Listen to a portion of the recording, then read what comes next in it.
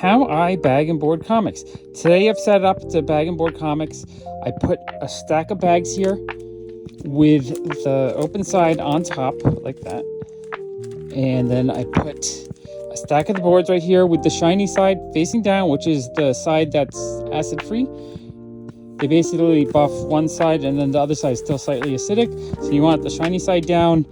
I put it like that. And basically I take it, I hold it like this in my hand.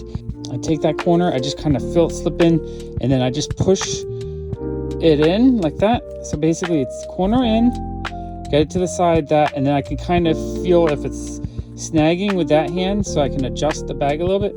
You get it in, I put it in probably about 3 or 4 inches, and I leave it like that, and then I just put a whole stack over to the side like that, and then I just repeat that process until I go through the full pack of 100 bags and boards like that.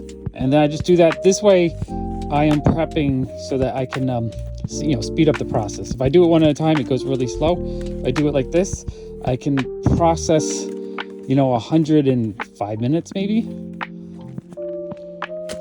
Then when I'm done making this stack like this, I flip them over like this. Then I take the stack of Golden Age books that I want to bag and board. I put them like this so that they're in the right orientation.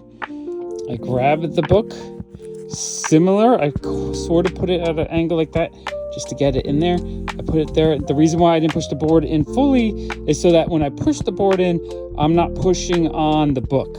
I want to push on the board to get it all the way in. So you just push on the board so you're not bending the spines. And that's how I do it. I end up having a whole stack of them.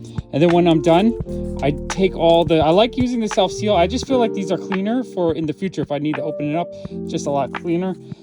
I just take a whole stack. I take off this flap. Now these are annoying. A lot of people don't like these. But what I do is I just kind of hold it in my hand and I just pull up the stack.